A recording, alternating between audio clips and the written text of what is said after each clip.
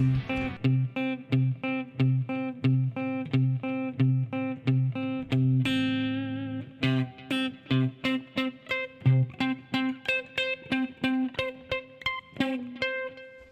the C's. B flats.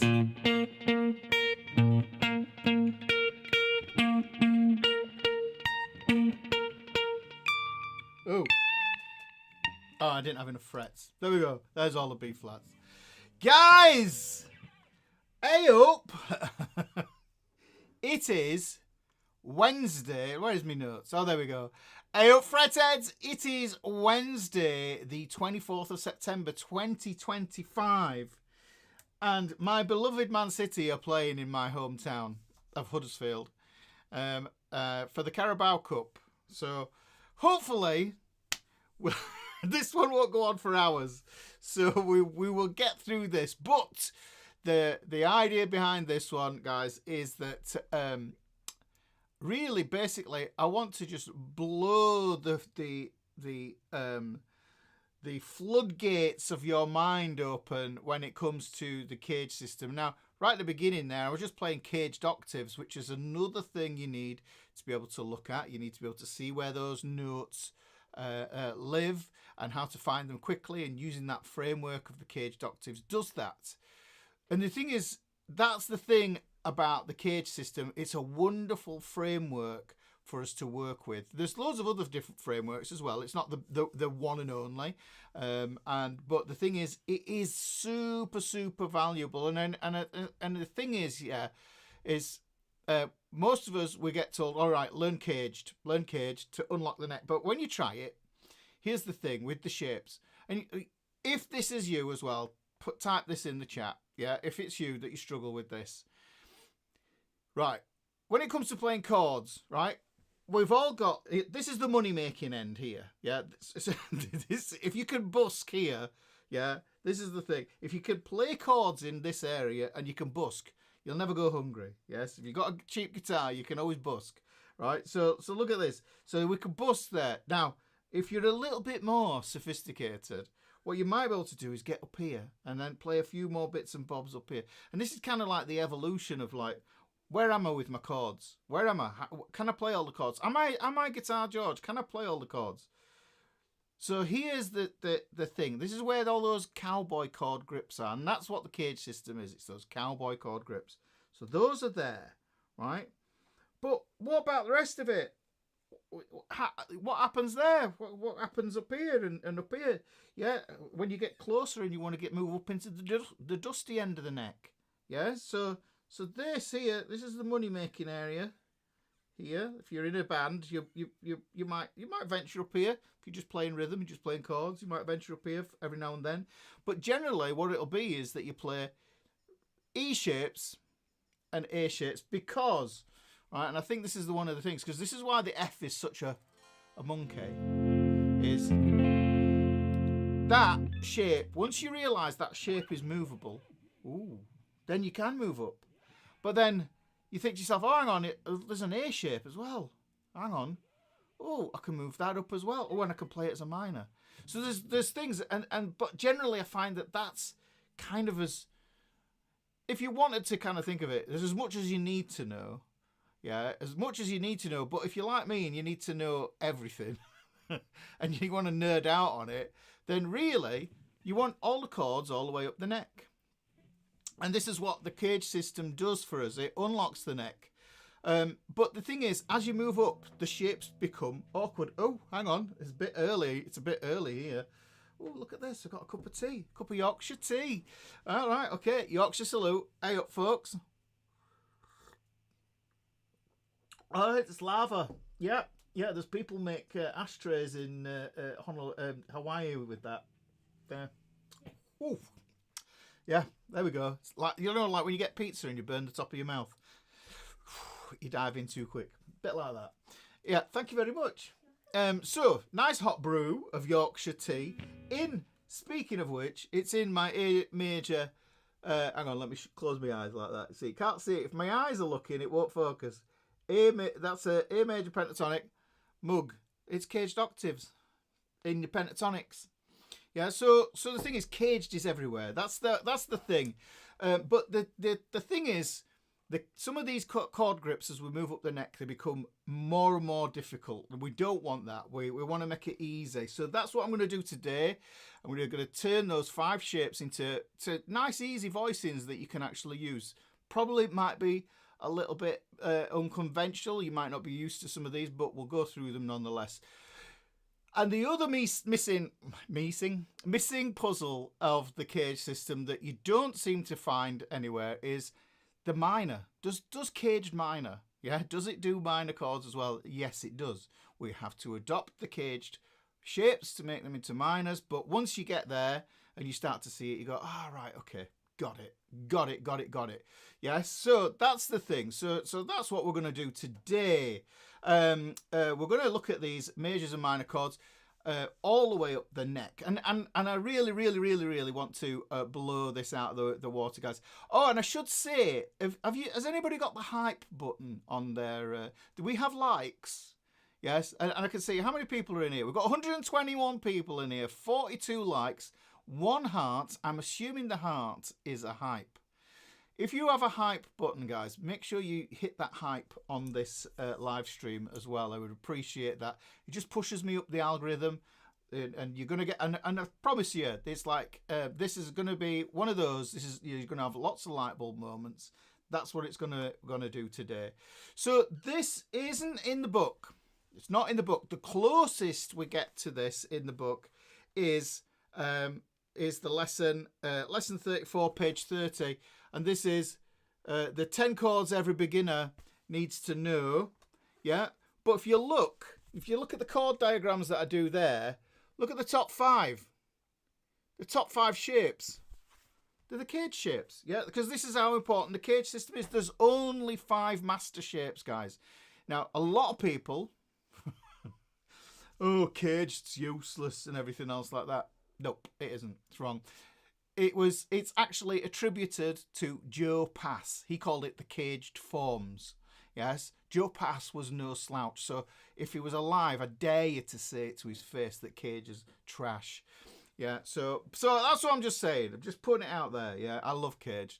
It helps you to visualize this thing, because there's nothing really on there, is there, on the fretboard? If you look at the fretboard, there's the dots. But the thing is, what we have to do is we have to visualize these shapes, and that's what the guitar is. It's all about shapes. So that's the thing. Anyhow, feeling a bit passionate about the whole cage thing. Yeah. So that's in there. But you know what? The book is still worth getting, guys. The book is still worth getting. If you haven't got the book, it's got 80 lessons in it there. I've got to tout my wares. It's how I keep the lights on here, and now I keep broadcasting.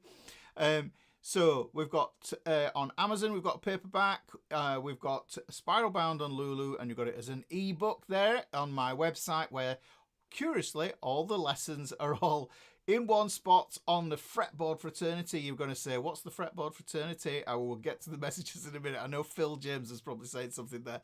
The fretboard fraternity is a free community I've set up.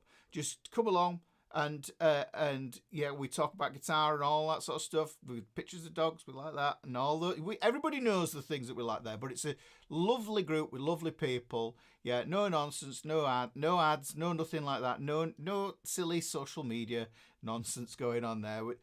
Life's too short for all that stuff, isn't it? Really, but. And if you want the PDFs for today's lesson, then they will be here in PDF Club. They're exclusive for PDF Club folks in there. So if you go to there and you have a look and see what PDF Club's about, then that would be the best way to get them. Super. Right. Okay. So that's what we got. We've got that going on. And yeah, so really, I'd just like to see you in the community. And I did put a post out today on Facebook that I am thinking of closing down my Facebook group, because basically I post, I don't get it, nobody sees the posts. This is why I set up the fretboard fraternity in the first place. Hang on, let me just put fretboard fraternity back up there so you've got the link. That's why I built the fretboard fraternity, so I could keep up with everything. And I log in there. That's the thing. I go and check in, just make sure everybody's behaving themselves, and they usually are. So this is the thing. Yeah, so the Facebook thing. And another thing about the Facebook I'm not too pleased about is like live videos. So this video is going out on Facebook today. You might be on Facebook and watching today. Yeah, that Facebook are doing. This is visible on my Facebook page. I'm not getting rid of my Facebook page. Yes, I'm going to get rid of. I think I'm going to get rid of the Facebook group. Yeah. Because what they do in the groups and everything, I can't broadcast live in the group at the same time as the page and the same time as YouTube, and it's just a wrangle. It just makes life so hard. And they're also deleting videos older than 30 days. So if I put this up in that there, and then 30 days time, it's just gone, and then I have to re-upload things, and then that's gone in 30 days. So it's just not really that great. YouTube's the best place for the videos at the end of the day. So that's what I'm saying. So yeah, and I feel horrible, like when I don't go into the Facebook group. So that's what I'm saying about that. Yep. So we have some people here on Facebook today. By the looks of it, I'm going to scroll to the top, because what we're doing is if we're ready, right? We're ready for the roll call. Are we ready for the roll call? Let me just see who's turned up today. Let's have a little look. And if it's your first time here, let me know. You get a shout out. If it's your first time as well, you beware. This is waffle. There is going to be some waffle here. Yeah, usually it is. We all say hello to each other, and this is what it's all about. It's about community. So we do that. But in the meantime, I'm going to try my best to stay with the roll call ticker that we have just here, right? Okay, we've got a countdown. So by the time, if you need to go and make a cup of tea, yeah, Yorkshire tea, obviously, not PG tips. That's muck. Oh, hot. So that's what I'm saying is what we do is, yeah, wait to see if you don't want the shout out and you don't want that, then that's fine. I understand. But the lesson, I'll try. I aim to get that lesson started as soon as that ticker's done. Sometimes it's not always easy because people are late and they have to do the star jumps. Right. Okay. So make sure you wallop the like. Yeah, get that like walloped. Let's have a look. So we've got get that like walloped, guys, and say hi in the chat, and we will say hello to you and welcome you to the community. Let's look at the top. Right at the top, we've got probably the oldest member, not the oldest, the longest serving member of my community. We have Thunder Ace. Eyup Thunder Ace. Good to have you in here. Phil James says. Bonjour, FretHeads. Sorry, missed last week's lesson because of a coach trip holiday to France. Looking forward to tonight's gem. Thank you very much. I hope you had a lovely time in France, en vacances, en France. Eyup from Birmingham, Mark Carter, Sean, True S Armour. Hey all, hey Ricky. I wasn't here last week, so I'm going to need a full recap in real time, word for word. Starting now, please. This is the beauty of the replays, Sean. You know this. So let's get in that replay for last week. Last week was it was survival licks we were looking at. So we were looking at something completely different last week than what we're going to do today. But this might tie in, right? Because I've got a little thing I want to say at the end as well. Telefunken 12AX7 Eyup. John Steers in the chat in Texas.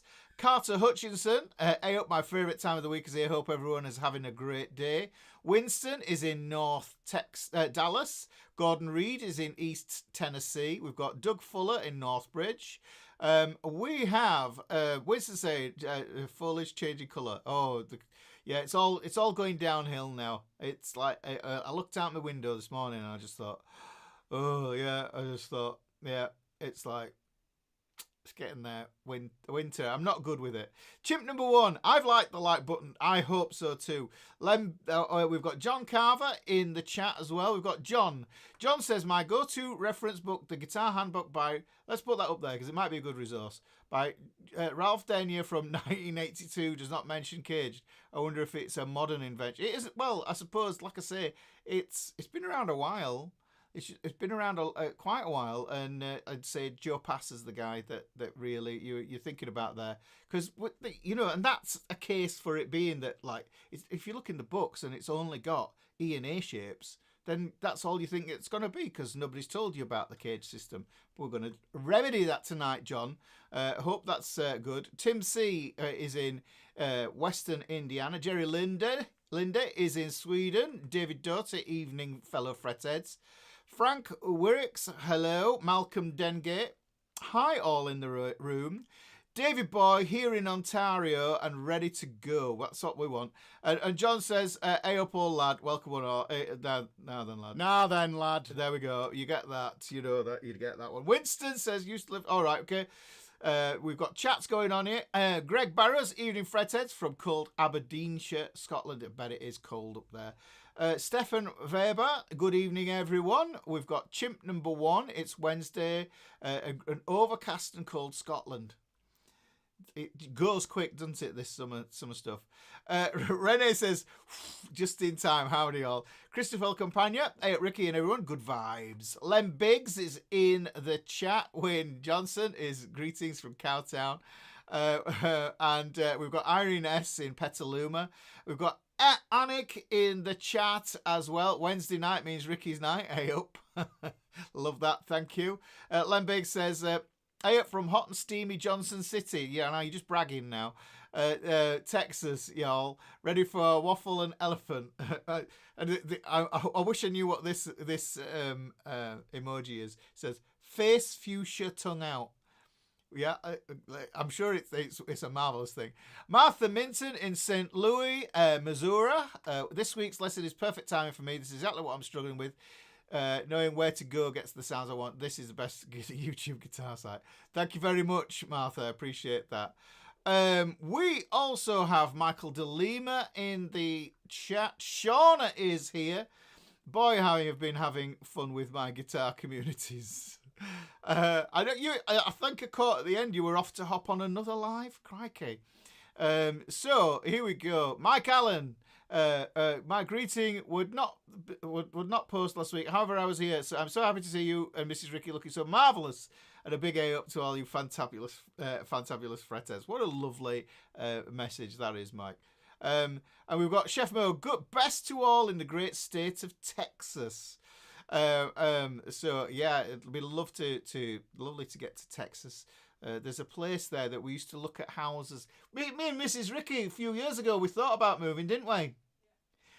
And it was a place called Dripping Springs in Texas, was it not? Was it? Yeah, Dripping Springs. That's where it was. We looked at that. There's some nice little houses there. Vicky DeMayo is in Lexington, Kentucky. George Vaca is in as well in Pennsylvania. Chef Mo is spelling everybody's names wrong. There you go. This is it. If you're on Facebook, yeah, make sure to like the page and join the Facebook. Well, it says join the Facebook group. I need to change that message, don't I? Obviously. Relaxing meditation is in the chat. Evening, Ricky. We have Kevin McEvoy in the chat. Greetings, one and all. Yeah, Mrs. Ricky is upstairs. I wasn't just talking to myself. She is a real person. She's ensconced in the crow's nest upstairs, and that's what we'll. I'm not saying that she's a crow, right? Okay, that's not saying that. Okay. Yeah, I just got the old ooh. Right, there we go. I'm probably going to copy it later on. But there you go. Bob P is in Alexandria, Virginia. Papa Doc, hey up, do you drink Yorkshire tea or Yorkshire Gold? I drink my everyday cup of tea is just Yorkshire tea, but I save the Yorkshire Gold for a little treat. Yeah, because it's quite. There's a lot of flavour. There's a lot of flavour there, and I think I'm trying to get my tea intake down just a little bit as well. So, but Yorkshire tea is just as good, but Yorkshire Gold is brilliant. They do one that's called a biscuit flavour as well, so that might be worth checking out. I think it's like tea and digestive biscuits, which I don't know what you guys in America would call them. They're not cookies. They're more like crackers, you'd probably call them. So here we go. We've got Stuart Smith. We've got Andrew Nicholson. We've got John Steer. We've got the Fakey Cake Maker. I like that. Cat Bubba, Vancouver, Washington. We have Gumby Scores in the chat as well. And Papa Docs really wants to know what I had milk. Yeah, I used to have sugar. Yeah, and it used to be 2 sugars, but I knocked sugar on head. As you get older, you know, you think to yourself, I best knock the sugar on the head, and that's it. That's the one. Right, so Jack Martin, hey up everyone, Half Pint joining from Asheville, NC today. Right, well, good to have you here. Joe Burnham, Athens, GA here. Hi all. Dan Lafferty, hey up, ready for some guitar learning. John Mark Bickerton, rock and roll. That's what we want. Hadar McQueen, I think I said it right there.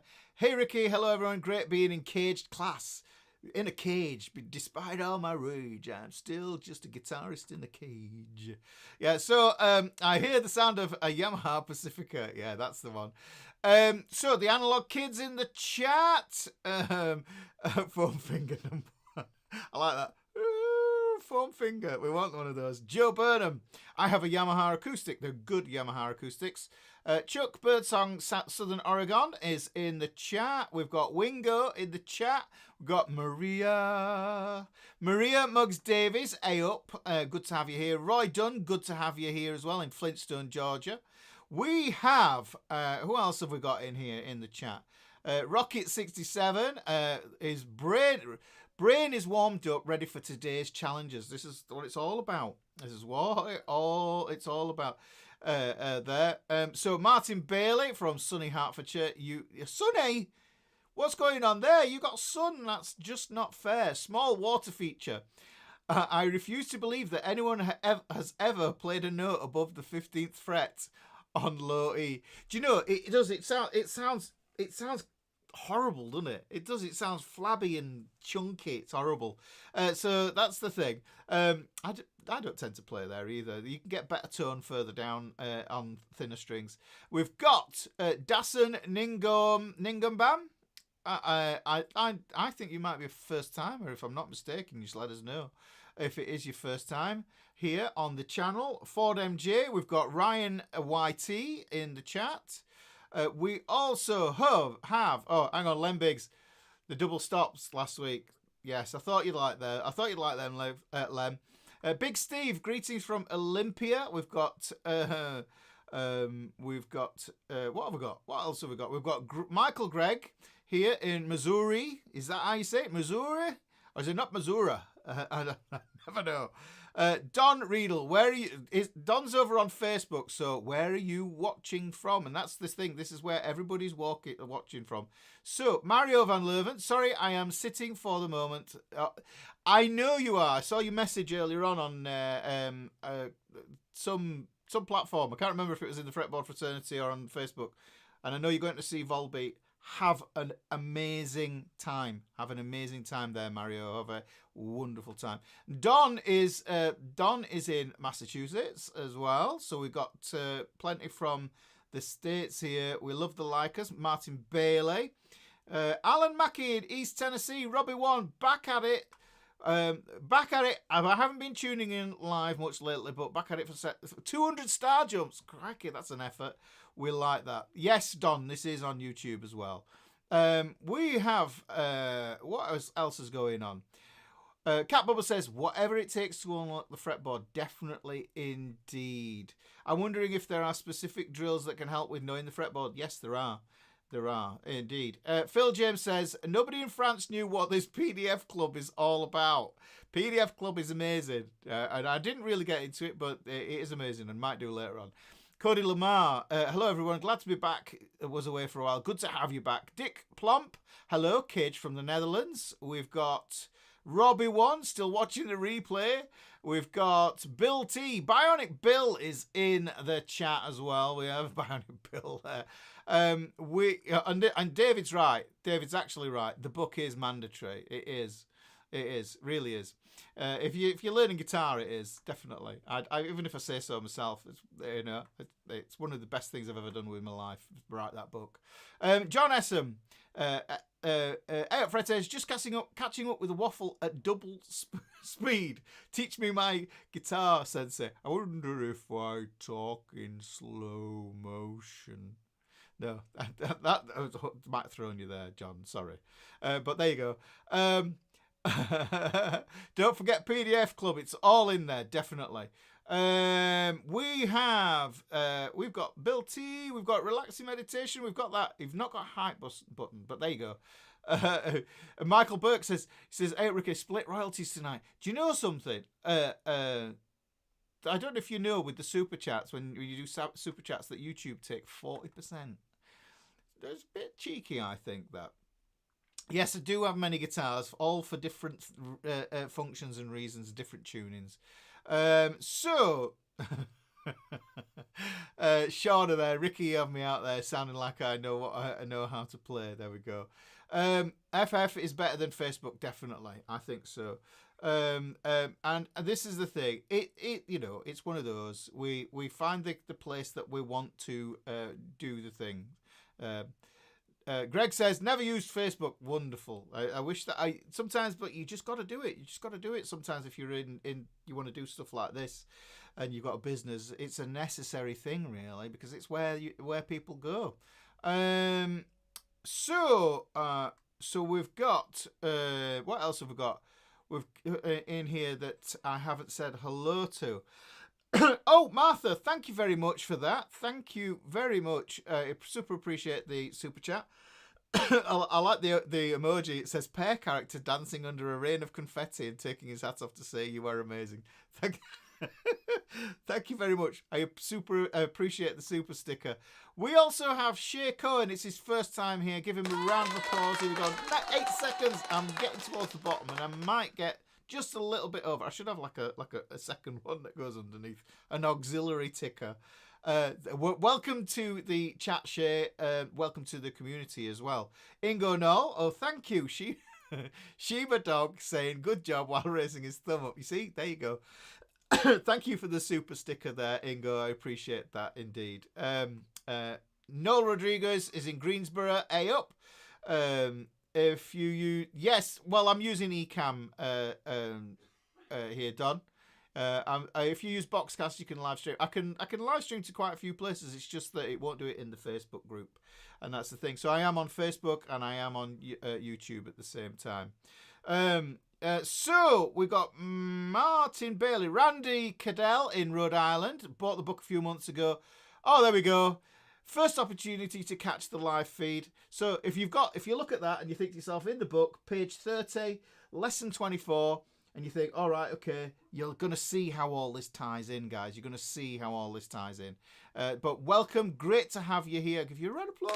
There we go. For Randy, welcome to the community. We also have, what have we got?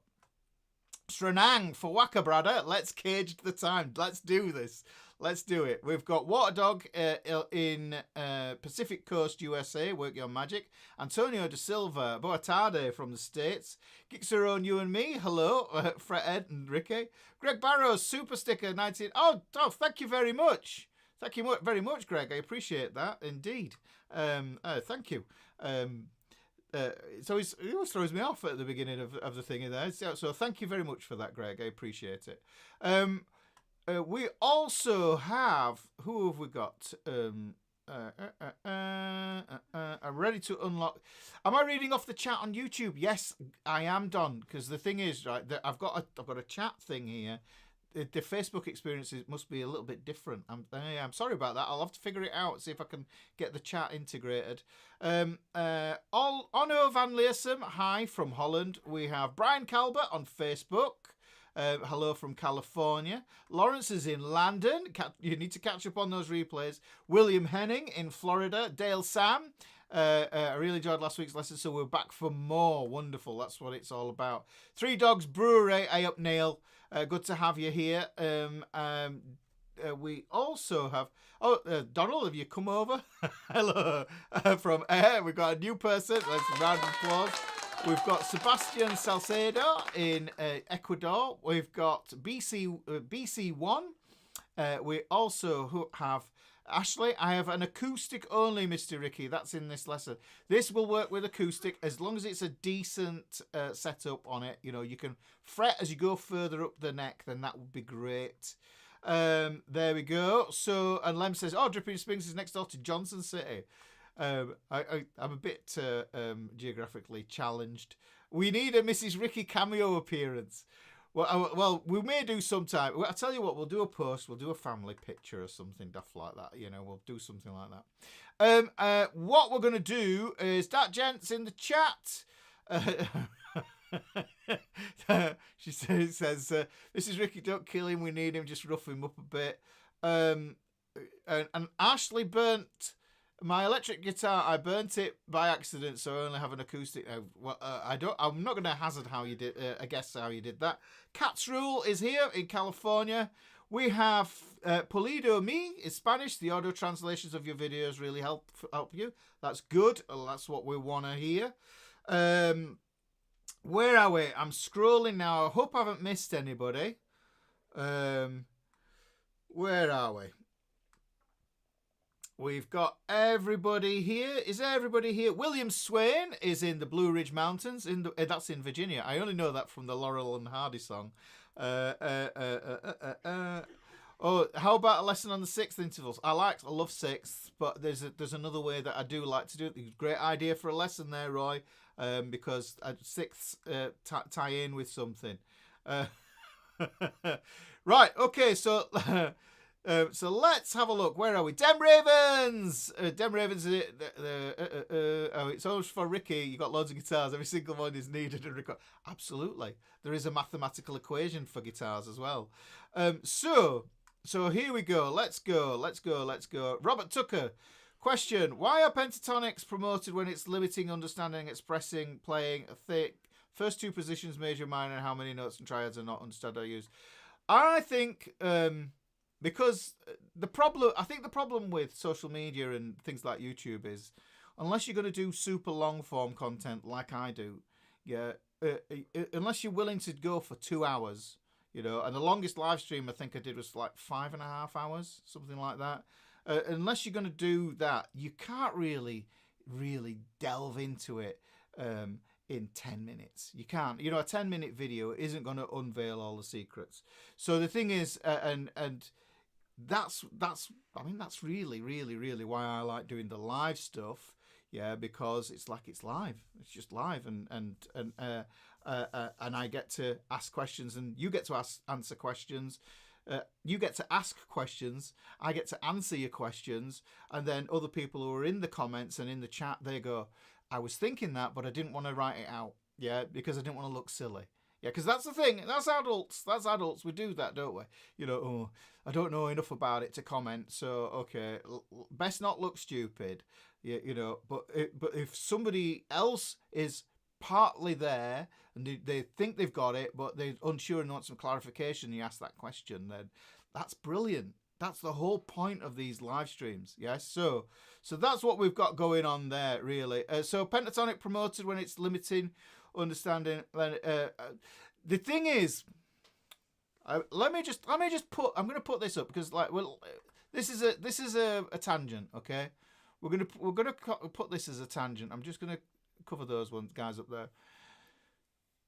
Right, so we've got pentatonics and we've got diatonics. So essentially we've got 5-note scales and we've got 7-note scales. So here's the thing, pentatonics are marvelous. Yeah. Now you need to see the oh crikey, forgot his name. Did a TED talk about the pentatonic, and he had all the audience singing the pentatonic because the pentatonic is intrinsic in human culture. All cultures have a 5-note scale. And I think this is the fantastic thing about it, and which is why I think there is this kind of universal appeal to music of that kind that uses these simple ideas. Now, the thing to understand with the pentatonic that we use, the intervals that we get between each degree of the pentatonic, we get major seconds or tones, and we get minor thirds. Yeah, so minor third is already starting to move away from that root note, so you get a specific kind of tension with that interval. Yeah, you get a specific kind of tension with a major second. Now, when you think about diatonic scales, which some would argue are more expressive because you have essentially more options, yeah, those scales are made up of half steps or minor seconds, and they're made up of steps, which obviously we know now as major seconds as well. So the thing is, the different kinds of tensions we get moving from note to note, you essentially end up with two palettes, and that's the way you should think about it. Pentatonics give you a much simpler idea, but that minor third's going to create a kind of a feeling, a personality. There's a personality to that interval distance, whereas the semitone, a half step, it's really dissonant, guys. It's why it's used for Jaws. Yes, so look. So I'll do it here.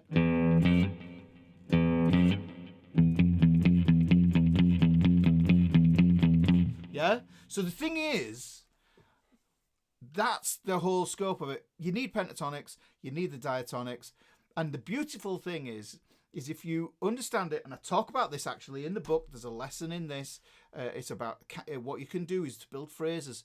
You can use pentatonics to ask a question, because music is a language. Yeah, so if we're thinking of music as being a language, it's a conversation. We're having this conversation, and we build phrases, and we ask questions. We need resolutions, which is our answers. So you can ask a question in a pentatonic, and then give the answer in a diatonic, which is more complex, and then you can mix them up. And this is my kind of overarching idea of a simple framework for building phrases. Okay, so this is what we're saying. I think that's a really, like I say, a simple way of thinking about it, and because not everything that you want to say when you're talking to somebody, you want it to be complex. You don't want to, say 5 words when one will do. So pentatonics are kind of simple phrases, but I mean, come on, Dave Gilmour. Pentatonics. The guy's the king of the pentatonics, and he knows how to use those, and he does put mix of diatonic things in there as well, so it depends really where you want to come from.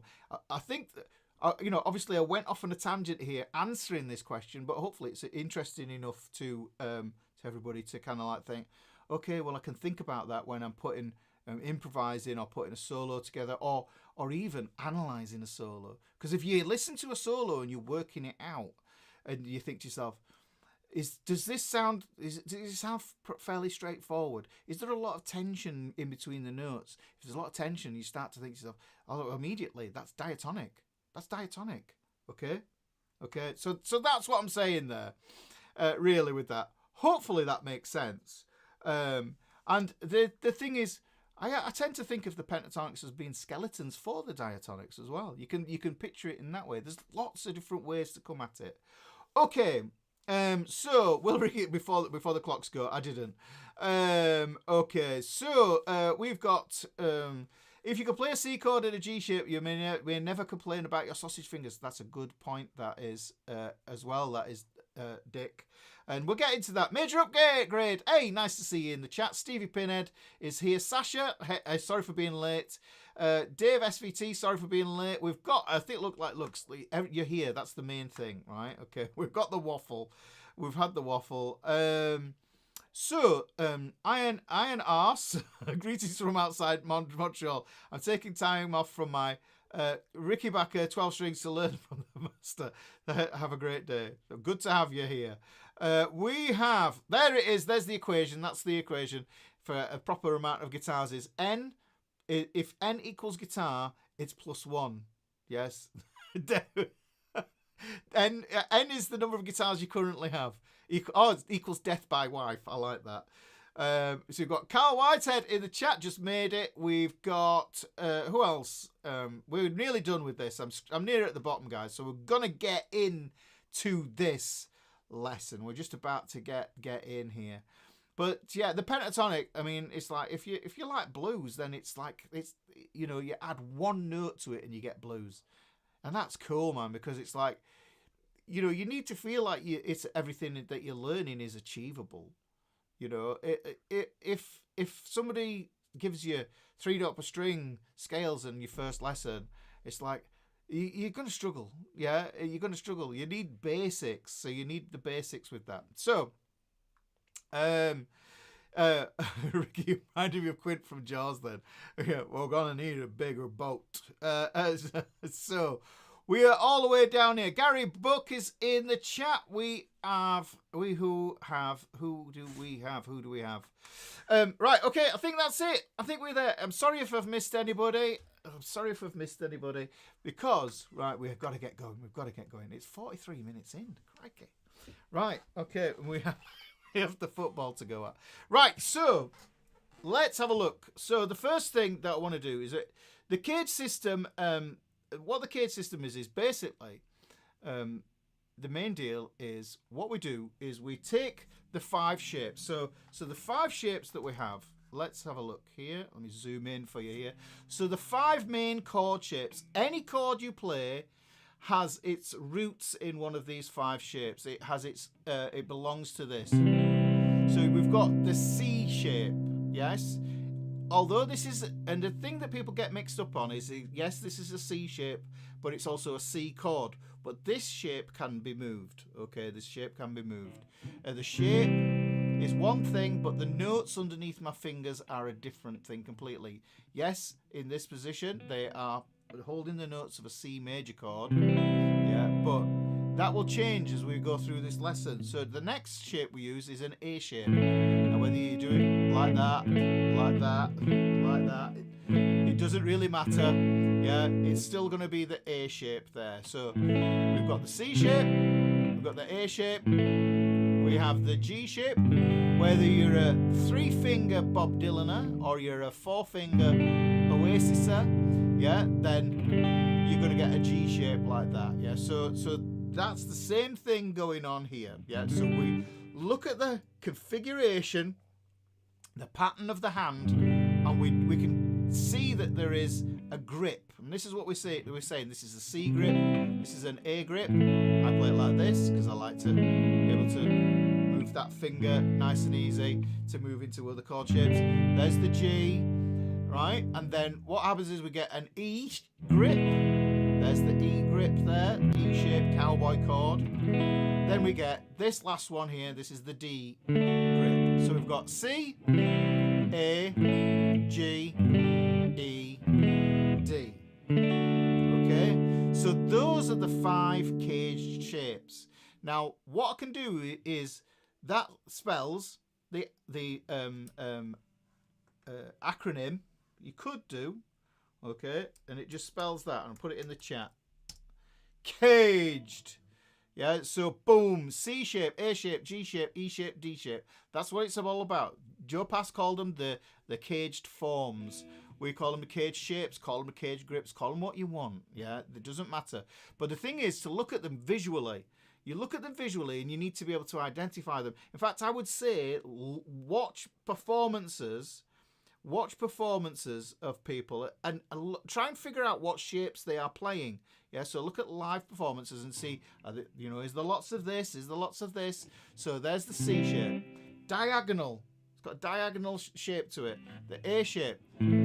All the notes are on the same fret. Yeah? The G shape. It's a big triangle-y cheese. Triangle shape. Yes? Greg calls it EDCAG. Yeah, that works. Yeah. We can use that one as well. So there's the G. That's the G shape. E shape kind of looks like a little curved hook. It's almost like a comma shape. And the D's a triangle. Nice and easy to see this. Sean, it isn't. This is fresh material, dude. Yeah. Right. So we've got those 5 shapes. Now, what we can do is we can move those up the neck. And what I'll probably do is I'll probably use my capo. Right, so look, when I played all those shapes down here, C, A, G, E, D, okay? Yeah, what I did was I played them from the perspective of this head nut here being the starting point. Now what I can do is I can change the key. I can use the shapes. This is the secret to the capo. I was on about this the other week with this, guys. Look, so here are the shapes. C shape, A shape, G shape, E shape, D shape. The chords sound completely different because I'm fretting down different notes here. Yeah, I'm fretting completely different notes. This is an E chord. That's an E, guys. Yeah, this is a B. Yeah. So you think about it. You've got to look at these. F sharp. You're looking at this, but the shape, and this is where people get mixed up. Yeah. You got to. There is a separation between seeing the shape. Between seeing the shape and the name of the actual chord, the sound of the chord. So there's the shape of the chord and there is the sound of the chord. Now the thing is, right? Okay, I'm there and I'm playing and I'm going, yeah, and I need to go down here. It would be really hard work for me to have to go like this, stop, and then say, hang on everybody, I've got to move my capo, right? So this is where bar chords come from. Yeah, and that's what we're gonna look at. So we'd go, all right, so what essentially the finger of a bar chord does is it replaces the head nut, which is the same as capo. Capo, yes, is in Italian, capo is head. That's what it means. Yeah, capo de capo, or the boss of bosses. Yeah, so if we're talking Godfather in that kind of thing, right? So we've got this. So we've got H C. I like that. I like Lem's version up there. We'll put that up there. H. We'll go there. So now the thing is, the next thing that you need to know that, right, okay, you've got those grips there, but another thing that you need to know is that these guys, they all connect up the neck, and they connect with intersects. Yeah. So look, we've got the C chord here. Now the thing that we need to look for in the C shape is knowing what note is under the third finger, because that's the root note of the chord. That's going to tell us what the name of the chord is. Yes. So the root note gives the chord its name. So this is a C-shaped C, but it's got a C underneath it, so that's telling me it's a C. Now, if by chance I put this on here and I put it on the second fret here and I play it here, my third finger now. Oh, hang on, what note's that on? That's a D. So this is a C shape, but it's a D chord because there's my root note. I've changed. Christopher Alcapagna would know. Capo di tutti I capi. Yes, indeed. Yeah, so we've got that. So this is a movable idea. Now, the thing is, the C shape, yeah, for stumpy fingers here can be tricky. Yeah. Now, this is me barring it without a capo. Okay. So we've got it like that. So that is a D shape. A C-shaped D. Let me play that there. Compare it to a D. You can hear it's the same chord. But what I want you to be able to see here with this is these what I call intersects. So we've got, just like on a Venn diagram. When you get a Venn diagram, you've got circle and circle, and there's a bit where they overlap. And this is the intersect here. So this note here becomes the root note for the next shape in the sequence. Remember what the sequence was? Yeah, that I said. I'll put it up there again. C. So the next C shape we're going to have is going to be an A shape. See, so I can play it like that. Yeah. There's the A shape. So we've got C, A. Okay. Now the thing is, I know some of you guys are going to struggle maybe with this bar chord here, so this is one of the things that we need to keep on top of. We've got this here, but you know, I've already done a lesson on bar chords. So we've got that there. Now the next shape, this is where it gets tricky, guys, and this is the one of the problems that we have when we play the cage shapes. The next one going up, this is the root note for it. What we do is we use the A shape, see the A shape there? those 3 notes there, they become part of the next shape, which is the G shape, because we've gone C, A, and then we've got the G shape here. This is what it is. I'm going to play it with the Dylan grip and use my first finger as a bar. Yeah, and that gives me another C chord. That's a C major, but using a G shape. And this one is an absolute monkey to do as well. But let me just show you something here. If I take that G shape, yeah, that looks more like a G shape now, and I take it down to that 3rd fret, hopefully you'll notice I'm only playing the E string, A string, and the thin E string. The D, the G, and the B strings are all open.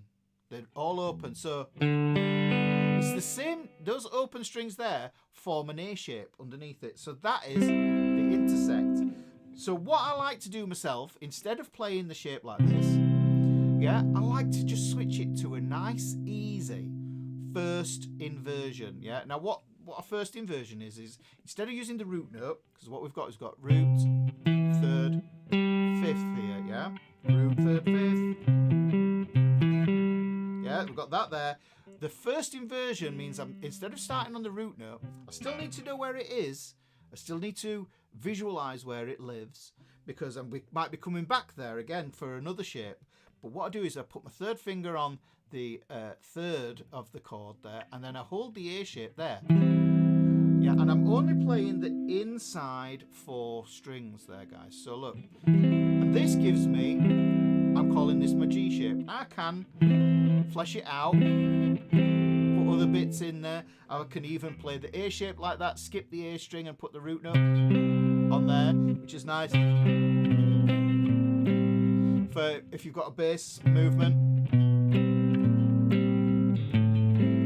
you know, going on there. So what we can do is we do that, but this is the easiest way, I think. And this because a little bit of power like this gives you all the cool stuff. Watch this. So if I go from a C chord, my 3rd finger's already on the same string as the G shape. So now look. So that.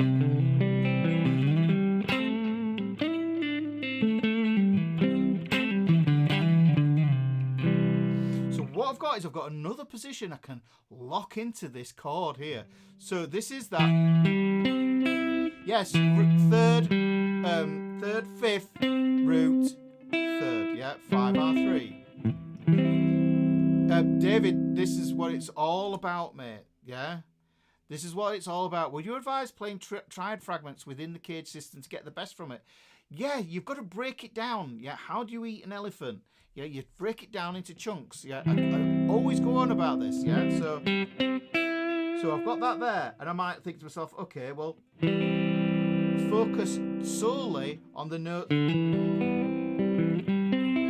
Focus solely on the notes. Will the chord shapes be in the PDF, Ricky? Absolutely. All the chord shapes are going to be in there, yes. So we're going to get this here. So what we've done is we've got this. Okay. So really we're taking advantage of this, but I'm still calling this the G shape. So that's there, right? Now the G shape shares its root note with the E shape. Just to recap.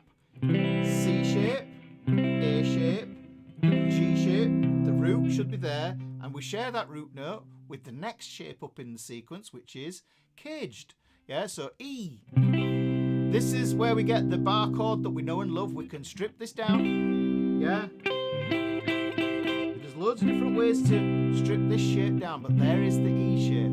Okay. Now this is the more traditional way of playing the next shape up. Yeah, so we've got that there. Here's what I think about how I think about this, and I think it's the best way to get that. We look at the octave there, right, and that is on the D string.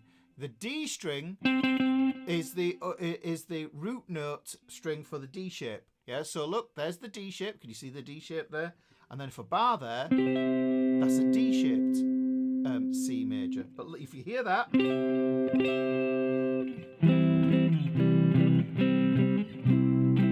these are all C major. They're This is all C major, but in all the different positions. But here's the thing. Here's the thing, guys.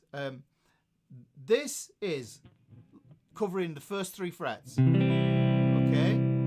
This is covering the next 3 frets. This covers the next 3 frets. This covers the next 3 frets. This covers the next, well, 4 frets if you want to. And then what happens is when you get to that D there, you can see the intersect. If I just scout there, put my C shape on, I could see that where my C shape is going to live. I will have to play it with different fingers to get it in there. Yeah, and then I'm back at the beginning because look, I've hit the 12th fret, guys. I've hit the 12th fret, which means it's all starting again.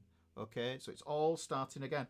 And the thing is, once you've got it, the thing to get with this is with the cage thing is, which is why everybody can have their own saying around it, as long as the sequence is correct. Yeah, caged, call it that. What other ones did we have? We had aged C. Let's have a look. We had EDCAG. You can have all of those, because the thing is, they're all starting points essentially. So really, the Fakey Kekebe says, just to be clear about chord shapes, I mean the inversions. I couldn't quite see the G shape Ricky played. Was it a power chord? It was not a power chord. A power chord does not have it doesn't have a third in it. Yeah, a power chord is basically a root and a fifth. Generally, I will say that. Yeah, I could be very liberal with that idea. But you see, the thing that we've got here, that we've got going on, hopefully, oh, do you know what? Let's do it. Let's use the software.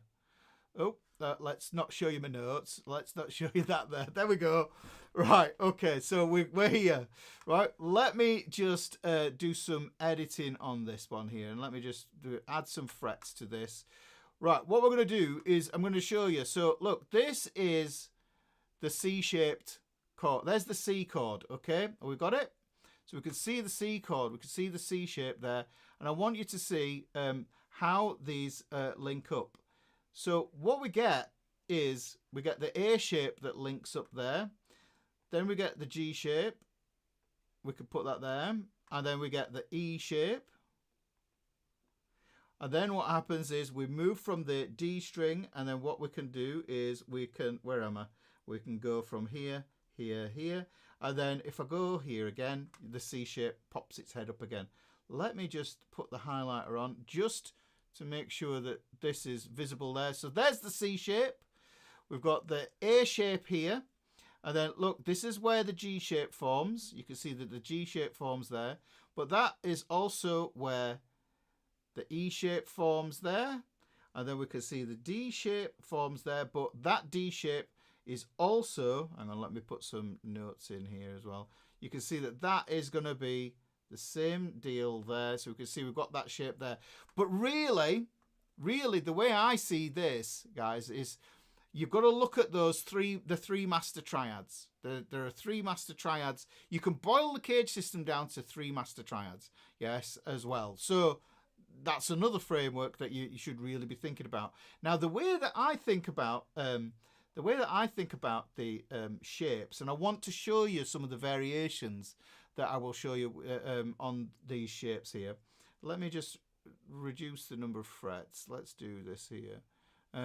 We'll go to 12. We're all right.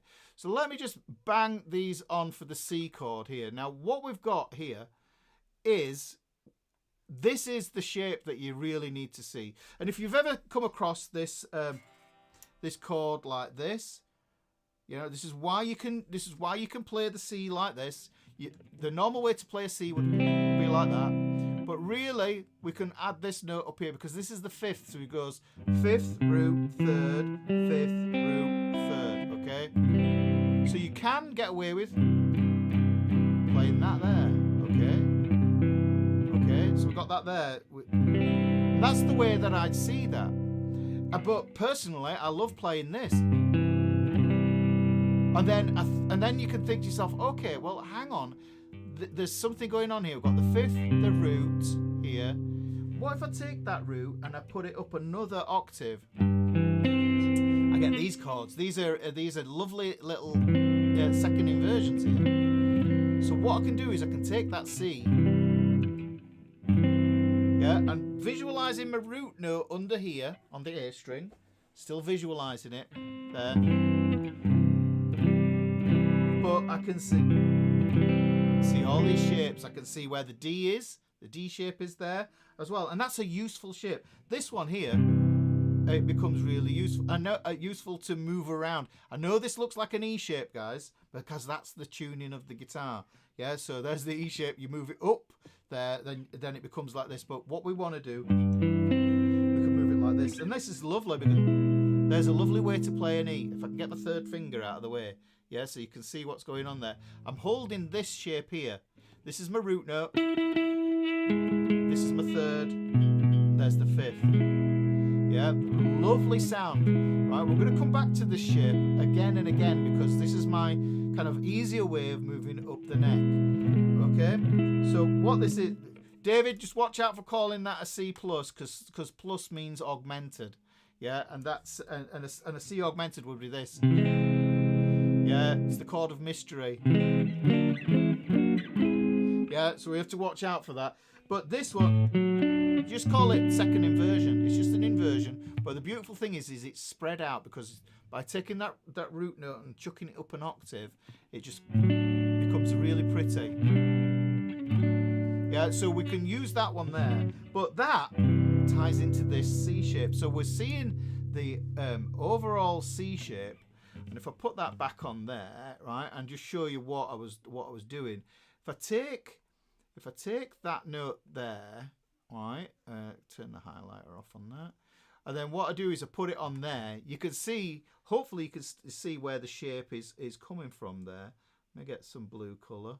So I'm joining that shape there, and then I'm using this one here to create my third. Okay, that's the shape that we end up with. But equally, look at that. You can split that there. If I just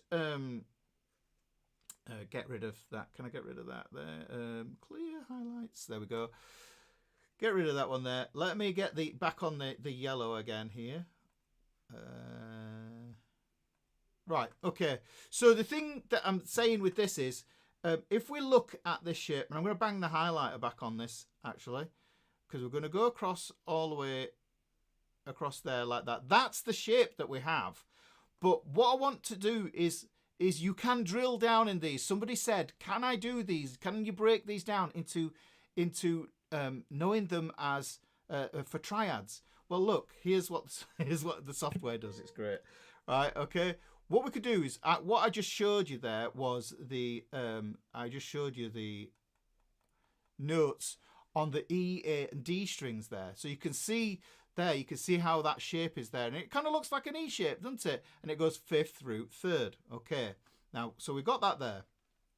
But what we can also do is we can focus on the next three strings there. This is a string set. Okay, so this is a string set that we're looking at. Okay.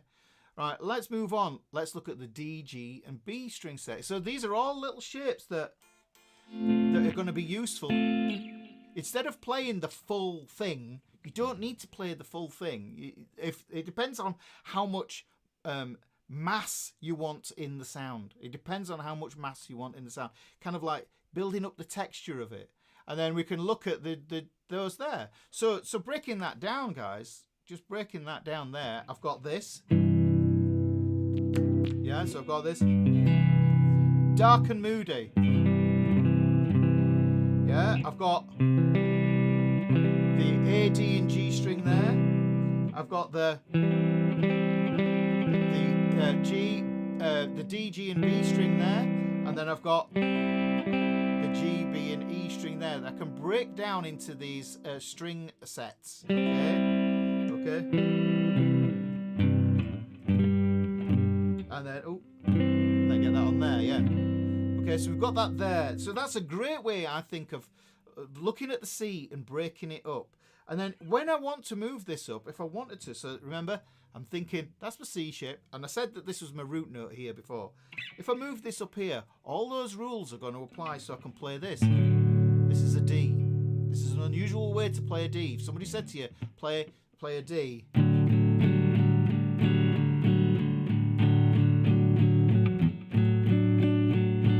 There's that little way that I did it before where I put the root note up an octave. But if that's going on there and somebody else can play down here.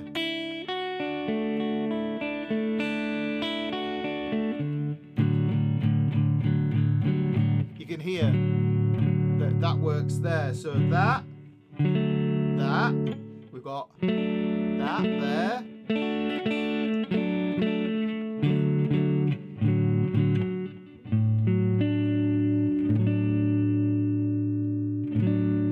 So we've got that going on there. John, what's the software? The software is something that I've created myself. It's part of something I'm building out. Yeah, and it's going to be amazing. Yes, this is just one tool in the software that I'm building. So we've got this here. So hopefully you can see there, guys. What we did is we just took that C shape and we moved it. Okay. Now. So that's just the C shape. Now I said about the A shape. A shape is pretty basic. Yeah. Pretty basic. We can do bar chords with it and that kind of stuff. The thing to know about the A shape is it's very straight. Yeah, it's very kind of stable sounding. And if you sometimes you don't want that, and this is why this G shape comes in useful. Yeah, because that third in the bass just gives a little bit of warmth to the sound of the chord. Because really what's happening, even though this is technically a major there, okay, even though that's technically a major, in these two notes here, we've got a minor third.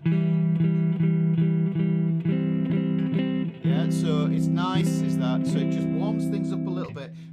Hopefully you can hear the difference between this. Yeah, that's a mug of hot chocolate, that's a drink of cold water. So, but this you can hear is definitely more stable because we've got the root in the bass. Okay. Now we can look at this. We can divide this up in other ways as well. So we can just focus on string groups, and then there is the old question here about, like, do you play with those two fingers, you know, as in the Oasis or the Dylan? And I think of that Dylan way as being that shape. But if I tried to play, it's just a nightmare to play it like that with holding those two notes down there. Yeah, so yes. Well, OS Scott, just use the replay. Yeah, just watch the replay. It's not going anywhere, is the video, so don't worry. If you save it or something, then it'll be in your history. So we got that there. Right, now, so the next shape we get is this E shape. Now the thing is, a lot of people, let me just state this, guys, because it's really important. Yeah? You don't have to. Yeah, it's always gonna be better.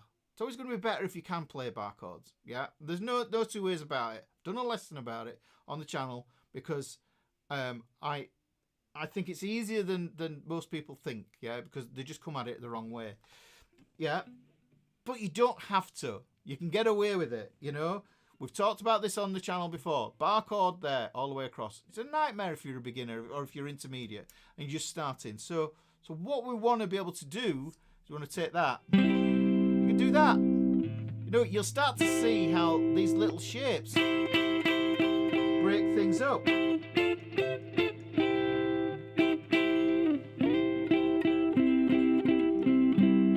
And then you start to see these handy little shapes like this.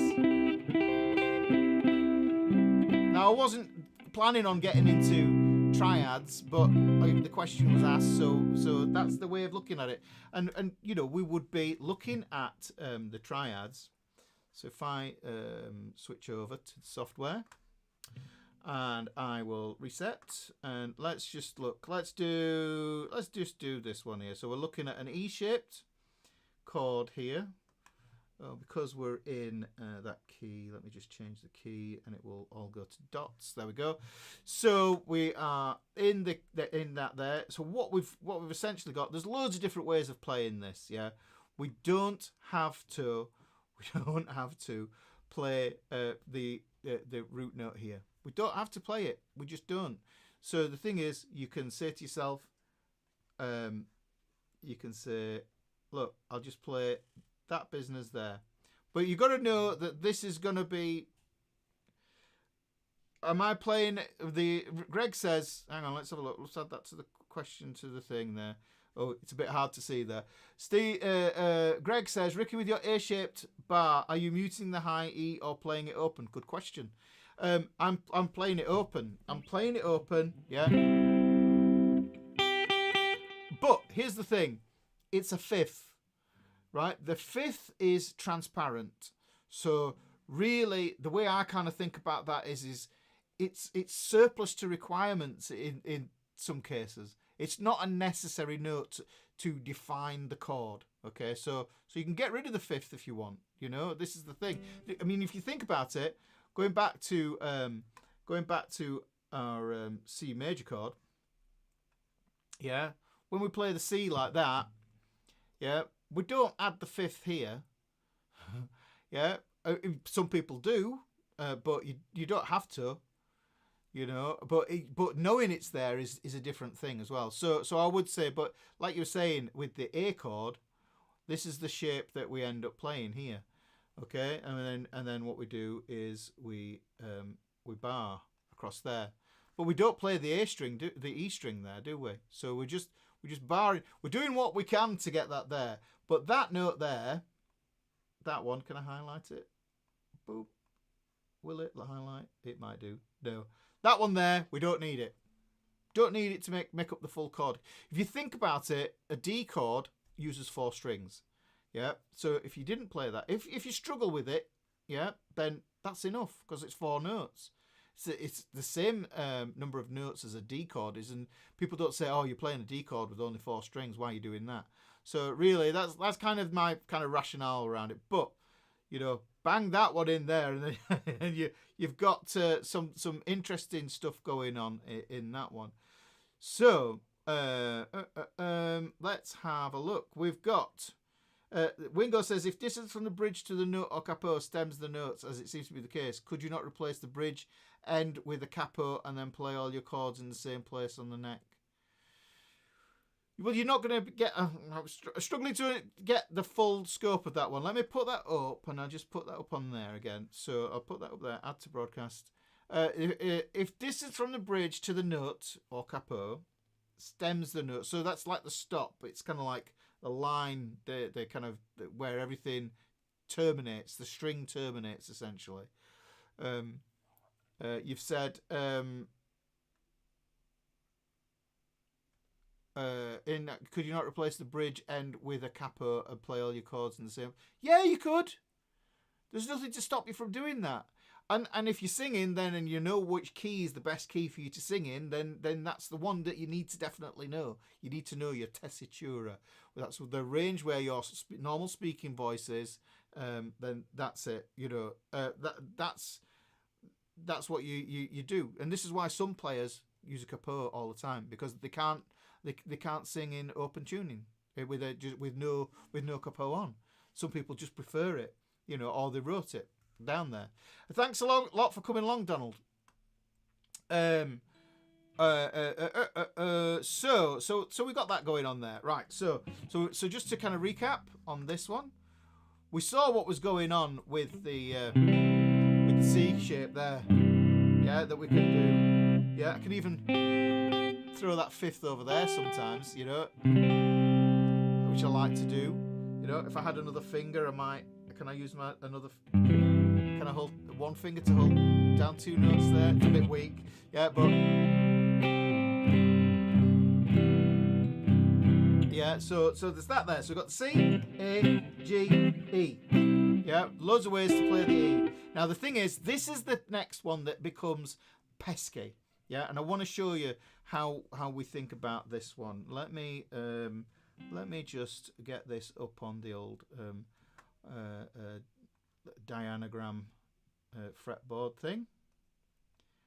Let's pull this up and we'll go over here. So we've got it here. Right, okay. Let's move up the frets. So we'll go to fret 6. Let's move that up there. Right, okay. So we're at fret 6 here. Okay, now what we're going to do is we look at this, and we look at this note here. We know, like I said, that this was the octave over here. Because this is on the D string, okay, what we're going to do is we're going to build the D shape out like that. Now, can I move that up? If I move that up, move it up to the 7. Right, I'm going to move it up to the 8. Okay, move it up to the 9. Look, start to see how it disappears. Move up to the 10. Can you see? Look, I'm just moving it up. There. Can you see there the D shape? That's the D shape. But if I go all the way back here, boom. So you can see there. So this becomes my D shape, right? There's my D. Now, this is a sucker to play. Yeah? It can be a real pain to play. You can see we're here at the 12th fret. So let me show you how this one's going to work. We're going to do close-up guitar here. So we've got this. There's my D shape. Really, what I'm playing is this. 4 strings. Because remember, this D chord down here was strung from the D, the G, the B, and the E string. So we've got 4 strings there. Okay. So in this instance, we're going. We could look up there. That's the easiest way to find it at first. You'll get used to just seeing where it is the more you do it. So there's the D shape. Now, I kind of advise people to just play that shape as it is, like that. Now, if you think on, this is an E string, and this is an E string. So anything that happens on this E string can be mirrored on this E string. So if I take a D shape, I can play this 3rd over here. I can jump over. And what that ends up looking like on my diagram is we end up with, turn the highlighter off. We end up with that. That's the shape we end up with. Let's have a look. Number of frets. Let's reduce the number of frets there. Oh, that's 9th fret. We'll move it to fret 10. Right, we can see it a little bit better now. So there we go. We've got that there. So we could play it like that. But remember, we're coming from here as well. So the shape that I like to play, we can play this one here. This one here. Let me just shift over. And I'll just evolve it for you. I'll evolve it for you. So we've got this. And if we wanted to have it as this shape, we would have it as that. But what I like to do is to put the root here, the 5th here, and have the 3rd here. And we end up with this string skippy shape again. You remember we had with the C down here? Yeah. Up here, what we end up with is this. We get this first inversion version. We could put the pinky on there, extend it if we want another root note, because that's what that is. That's a root note there. So this is still a C chord, which is a lovely sound is this one. So this is a really super useful shape to use. So if we wanted to think about it, look, and if we looked at this down here, the D over F sharp that you might have come across already. Yeah, you might play it like that. You might play it like that. But if I just played it like that, missing out the A string, I'm playing exactly the same shape, but the head note is doing the work of holding that lower note for me. So that ends up being the shape. But I'd be able to then use this here. And I'm thinking is look at that power chord there. Root, 5th, same fret. I'll put the 3rd finger on at the same fret to get the major 3rd. Okay, so that's an E. There's a root position E. There's a first inversion E. Okay, I'm muting the A string indeed, Roy. Okay, so we've got that going on there. Now it's a really nice one because all I need to do is move this up here. Now I've got a position, a shape that I can use that is a little bit more amenable, I feel, than trying to do that. Yeah, but you can do this. Going back to his original C major that we had up here. Yeah. Yes, you can do that. You break it down like that. Break it down like that. But I think that this is probably the nicest one, the nicest way of looking at it. You can put the pinky on there. But essentially, what we end up with now is we end up with a C major chord all the way up the neck. Hang on. We don't need to turn this into a bar chord fest either. Yeah, C major chord all the way up the neck. Yes, this is major. Right. Let me just move to the camera again. Right. So we've got a C-shaped C that we know that we've got these variations that we can add. Yeah. Here we've got an A-shaped C. Yeah. Put the fifth in if you want. Yeah. So don't put the fifth in. If you struggle, then play those there. Play like that. I know some people with fat fingers that have like put two fingers on to hold down the A shape. It's fine. Dave Gilmore does it. Yeah, so it's all right. There's the G-shaped C. Here's the E-shaped C, and then this is the D-shaped C. Doesn't look anything like a D anymore, but we can switch it around so that we can see that D shape coming into play there. So that's the way I'm kind of thinking about this, guys. Look, so C, C, C, C. No bar chording. I'm going to try not doing bar chords. So no bars. Yeah.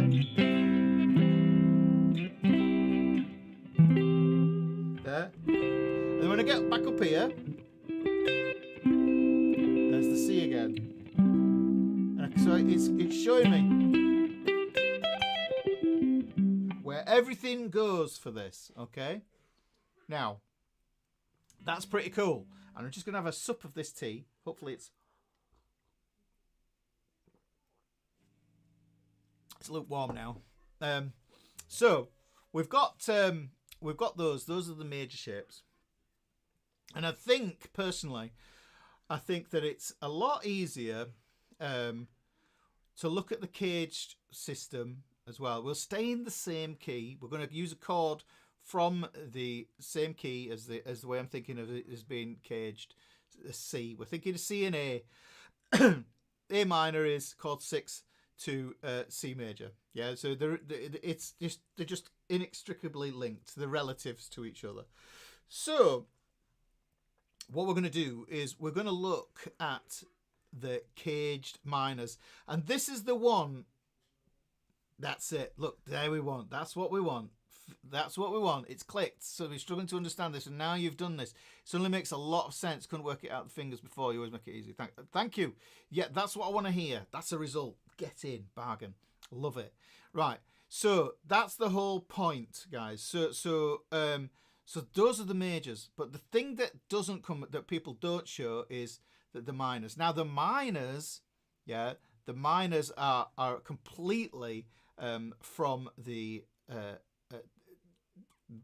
they're from the same 5 shapes. They're from the 5 cage shapes, and we have to adapt them. Now, I've already talked about adapting the 3 shapes out of the cage system, which are the E, A, and D shapes, which I call the 5R3s. Yes, whereas the C shape and the G shape, those are root 3rd, 5th shapes. Okay, but what I'm going to do is just like let me just plot this one out. If I just plop this in here, so we've got the A minor. Actually, what I'm going to do is I'm going to show all the notes in the key. So that's in the key of C. Those are all the notes. But what I'm going to do is I'm just going to delete the notes that aren't needed. Yeah, so that I can see where we are with this. So we've got this going on here. Is that right, Ricky? It looks right. We've got that, and then have I knocked some off? No, we're all right there. So first one we want to look at, yeah, is now we are going to go aged C. Yes, like Lem was on about, yeah. So really, that's what we're going to do. We're going to look at this, and if I just get my highlighter, oh, hang on, let me turn those back red. Get my highlighter. Oh, it won't let me do that. Okay, I've got some bugs to work out here. Oh, it's added those back in. Never mind. All right. Okay. All right. So there's my A minor chord that that's the A minor that we all know and love. Okay. So this is the shape that we're looking at. There. A minor. Right. Now what we need to do is to see this one here as well. This is a C6 chord. This is a weird one. Yeah. But we're looking at this A minor chord and we're just moving it up so we have it in every position. Exactly the same way. So now instead of caged, we're going aged C. So this is the A. Yeah? Now this is still part of that A. This is the way I'm seeing this because this is still part of that A shape. But we can add this here like we did with the C. Okay, so that's the way I'm looking. Yeah, so root, flat third, root, fifth. I'm playing the open E string there.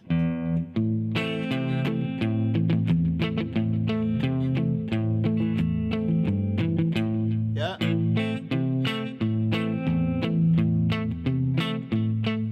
Just outlining the notes of the chord there.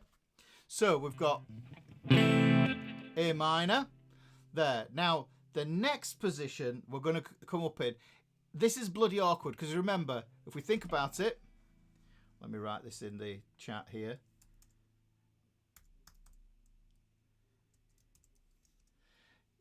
Yeah, we've got aged C. That's the A shape. So the next shape we need is a G shape. And the G shape looked like that. It was hard like that. Imagine what it's like trying to get that second finger back to flatten the third. It's awful. It's awful. So what we've got, what I like to do is I do like this shape. But I do like this shape on its own. So remember I had this A minor like this, this pinky over here, but I do like this shape.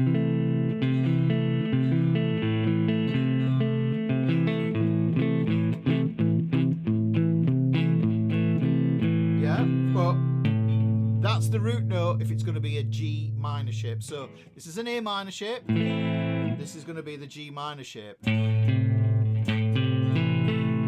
And I'm only using the top 4 strings here, guys. So what I end up with is, let's shift over to the interactive fretboard. So what we end up with is this shape here. Let me just make the width on that bigger and turn the opacity up so you can see that. So that's what I'm thinking about as being the G minor shape. Now you can think to yourself, right, okay, well, you know, the third would be there, the flat third would repeat there. And in fact, this is a beauty. Just knowing this stuff, guys, it means that what I can do is if in certain keys, key of F major, yeah, F major, chord 2 is going to be G minor. And ordinarily you might play it like this. You'll use an E minor shape, but you've got that bar chord. It's limiting. Here's how I play that myself. See here, what I do is you can hold them chords, those notes there. Basically what I do is I hold that shape there. It looks like I'm playing a G, but that's the flat third there. And I'm muting the A. I've got an open D string there. I'm ringing out 4 notes and I'm not ringing out the thin E. But I could, yeah, lay that finger flat there. There's a G minor, a non-bar chord version.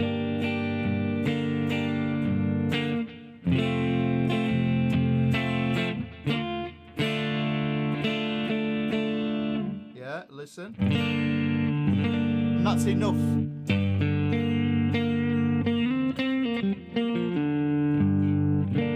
To get you through that. So, but that's a cool use of the old shape that I had there, which was this business going across here. Yeah, so that business going across there. Just getting that there. I would get rid of that. Come on, where's the is it going to delete that? No, it's not going to delete it. So I use them there, and I would get rid of that. I wouldn't have those there. Yeah, and then you could say to yourself, okay, well, it is a G shape, so root, flat third, fifth. You could kind of say that. You could even just use that shape there. Yeah, thinking of that. Hang on, is that right? Fifth minus third. Yeah, that's right. So we've got that one there. So this is an interesting one to look at. But going back to the guitar, on close up, A minor in an A minor shape. That's still an A minor shape as far as I'm concerned, but you've just got an extra note in there, yeah, which is your third. We've got this one here. Right, this is the root note. This is the intersect between the G minor shape and the E minor shape, because we're still following the sequence caged. So there's the fifth fret, which is an A. We're going to play an E minor shape here, bar chord. We don't have to play it as a bar chord. We could play it as a partial bar chord, there like that. If it's tricky for you, thumb over the. Some people do that, but bar chord there. So remember, A, G, E. The next shape we're going to go is a D. There's the octave that we had before. Now what we're going to do is we're going to play a D minor shape. Now this is something, I think this comes up a bit more often than playing the other D shape, the D major shape. But what we can do with this is, we don't have to play it as a bar, because remember, anything that's on the thin E string can be mirrored on the thick E string as well. So if I take that over there, yeah, what I can do is I can play it like that, but I can play it like this. But the one that I really like is this one here. Now you might think, hang on, that looks like a C7 shape. If you get a C7 shape and you just dropped it down one string, you've got a D minor shape instead, but you've got the third in the bass there, but lovely. You get this lovely little shape here. And in that position, I can leverage that open A string as well there. Yeah, so we've got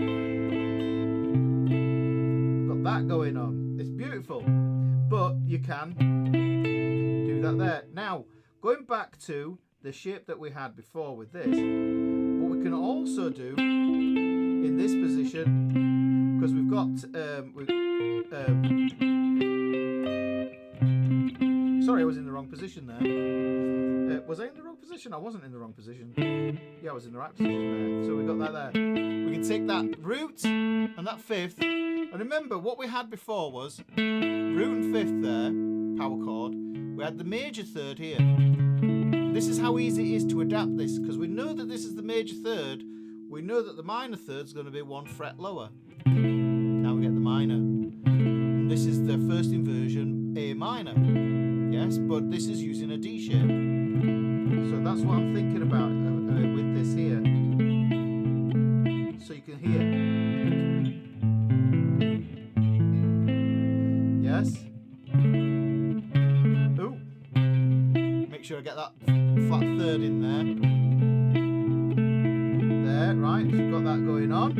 Now we've got this as our D shape. This is, remember, this was the intersect into the C shape. Now that would be the C shape there, which is why I like this little shape here. And this is a really useful shape. So say you've got a D minor down here. Look guys, look. Instead of playing that D minor like that, if you want to, what you do is play it like that. Yeah. I've just moved that finger over there. Okay. So we've got that going on there. Look.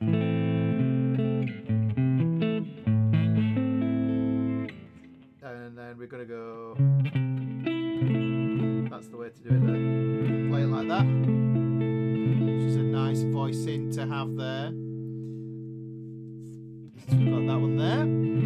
And then what we could do is play the C minor shape. Awkward, not shape you're really going to play much like that, I don't think. Yeah, as a chord. It's still pretty tricky, but as an arpeggio, it's one of the most common shapes that you're going to play. So you need to understand the shape and where it comes from. Now I'm back at the A here. I've gone up 12 frets and I'm back to my original shape. Can keep on going, adding those up, moving along, you know.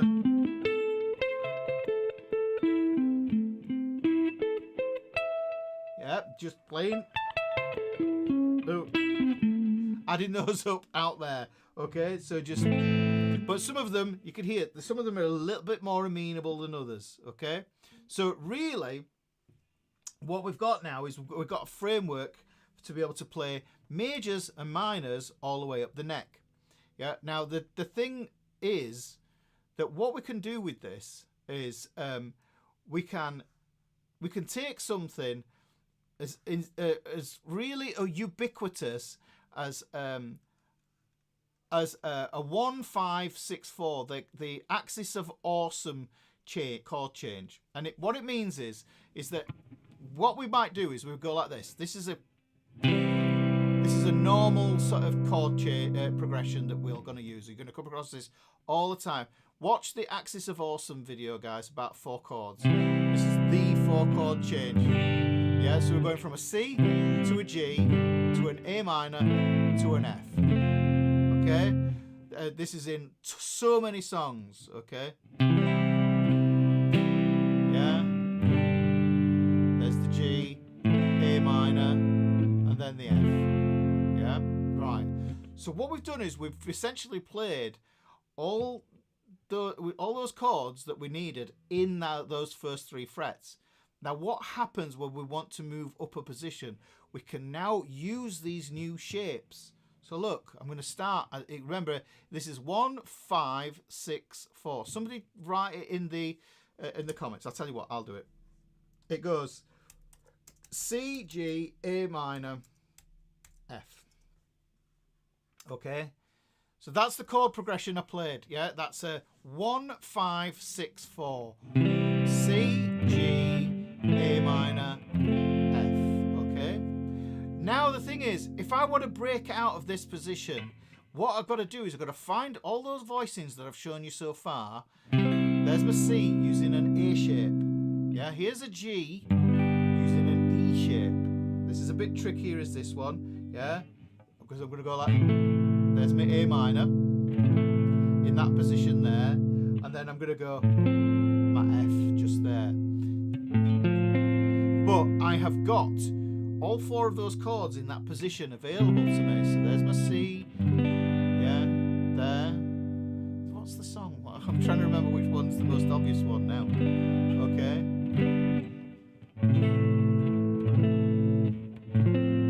Or I could play it like that. Play it like that. Okay. So that's all in one position. Okay. This is a C, key of C major. Right, the next one, let's look. Remember the C, I played the C down here. This is why I chose this key. There's the 1 chord, okay? Here's the 5, which is going to be a G. Play it like that. I do prefer to play it like that. Like that. Here's the 6 chord, A minor. Okay, I've got to be careful with this one. Now I find this one a little bit easier to play like that, but I could just strip it down to that there.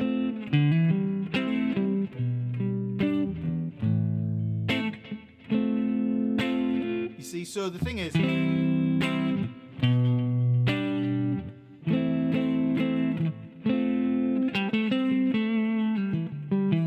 yeah.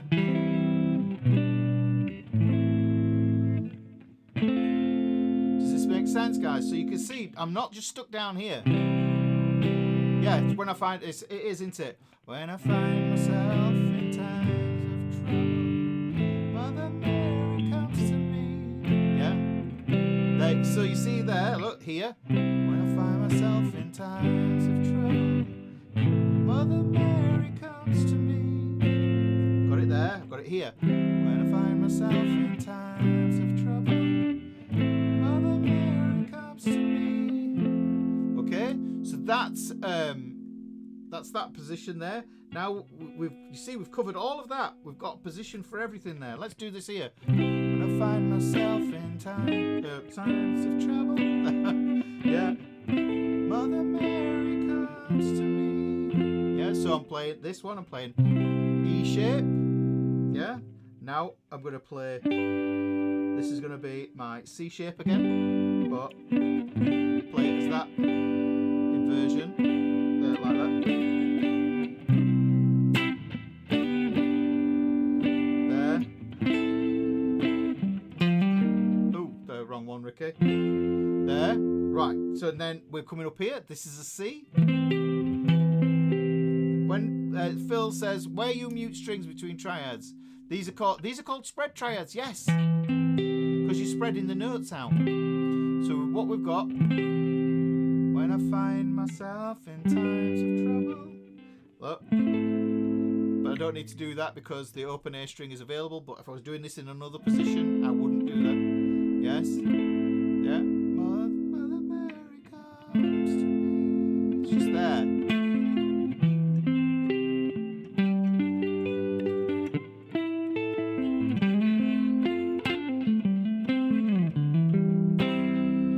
So you can see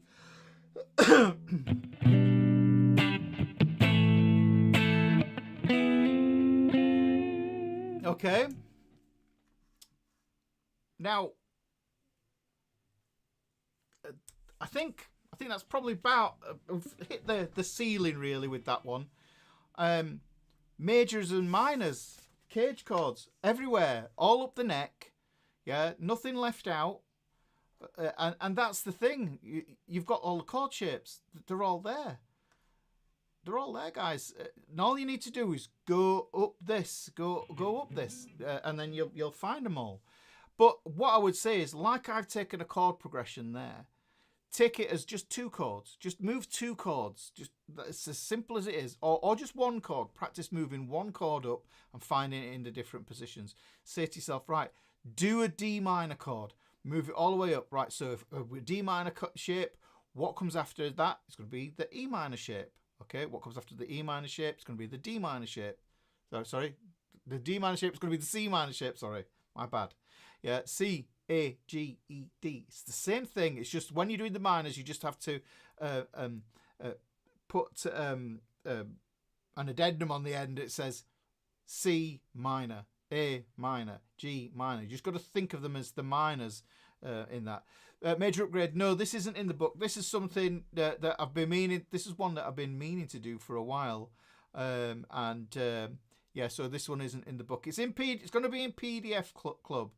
How am I determined that minor 6 chord in the same position as the 1, 4, and 5? Because it's knowing where it lives, Chef. Because the thing is, we're just basically keeping everything in one position. There's this school of thought, right? Let me explain to you. The school of thought is that that really what you should be able to do is find all your chords and all your scales and all your arpeggios within 3 frets plus 1 up or 1 down. So you call it a 5 fret span, and that's the way you want to look at it. You should be able to play in every key. Yeah. In 12 keys, we'll call it, yeah, there, right, within that space as well, and you should be able to, and it is doable. It is really doable. So that's the thing. So you just got to remember this cage thing. It's just a map. Yeah, getting your fingers around it is another thing. Yeah, it really it's practice. That's the one thing you've got to do. But like I say, take a random chord. Go on Ultimate Guitar, look at the top song that everybody's looking at or something, and take the chords of Ed Sheeran. just get an Ed Sheeran song, yeah, and just move the chords all the way up the neck. Just move those chords all the way up the neck. So really, what we've done today, just kind of wrap it all up. To wrap it all up, is that the cage system can help us to navigate these awkward chord changes. And these easier shapes using these inversions, the spread triads, if you want to call them that, then they can be a lifesaver to keep you in the same position. Yeah, because we don't think of anything of it when we play everything in the first 3 frets, do we? We don't think anything of it at all. Yeah, it's like, but the thing is, it works in these different positions aligning with the cage system as you go up. Okay, so but you've got to know the minors as well as the majors, otherwise there's something missing out of it. Now the thing with it is that's really exciting for me about this is that these same cage positions that we have also unlock the scales and arpeggios. And in next week's class, I've already decided this. I'm going to show you how to use these chords here to find the scale shapes that you need. Okay, to show you the frameworks so that you play that shape and you know what scale is immediately available underneath it, guys. This is power. This is power. There's power to this. So don't overlook this lesson at all. This lesson is gold. I know for a fact. I'm not gatekeeping this. I'm not gatekeeping this knowledge at all, am I? Yeah, I'm sharing it here with you. This video is going to be up here for years. Yeah, I know for a fact that a lot of people are selling this as a $200 course. I know this is a fact. Yeah, I'm not. And it's like, and it kind of, I find that quite exhilarating that I'm just giving it you, telling you, just showing you what it is. Yeah, don't want to gatekeep it. Okay. So that's the thing. Well, that's what we're going to do next week. We're going to tie scales in with this. Yeah. And that will be the thing. Now, fretboard, all the diagrams and stuff like that, and the chord diagrams and everything else will be in PDF Club. If you don't know what PDF Club is, then there's the information about PDF Club there. If you want to join the fretboard fraternity, it would be wonderful to have you over there. That's the link to go there. If you want to support my work on the channel, then a good way to do that would be to buy my book. It's worth it. It's got 80 lessons in it there. Oh, thank you very much, Scott. Thank you very much. I appreciate that, mate. There's the QR code for the book. Thank you very much. I appreciate your kind donation, sir. Yeah, so hopefully that all makes sense, guys. And I'm just going to go and see if I can catch the end of this match. It might have finished already. But I'm going to go down. They're going to say, oh, you missed such good football. But what I'm going to do is I'm going to love you and leave you. Yes, Paul. Yeah, cage is just another tool in the box. 3-note per strings, another tool in the box. I think string pairs are an amazing tool. Rocket, you see this is the thing. I haven't seen the scale. Chord scales and arpeggios. They live together. They're all part of the same thing. Monster, what is the PDF Club thing? PDF Club. It's superb. I love it to bits. Yeah, I get to plot it all in there. Oh, thank you, Daryl. Appreciate that. Super appreciate that as well. Thank you. Oh, Lawrence, thank you. Oh, thank you very much. Okay. Oh, lovely. You guys are marvellous, aren't you? Wallop the like if you've enjoyed the lesson. Guys, can I ask you a favour as well? If you've got a like, then that's great. If you can hype the video, that would be even better. But also, if you would do me a solid, and if you've enjoyed the lesson, when I end the lesson, can you do me a favour and can you comment on the video? It's engagement, it pushes it up the algorithm, and then more people will see it who need to see it and don't have to fork out for a course. Simple, innit? Yeah, so that's the thing. Right, okay, right. So I'll see you next week. And in the meantime, remember who's playing guitar for who. You're playing guitar for you. And remember to look after yourself, look after each other. Take care. Bye-bye. Take care. Bye.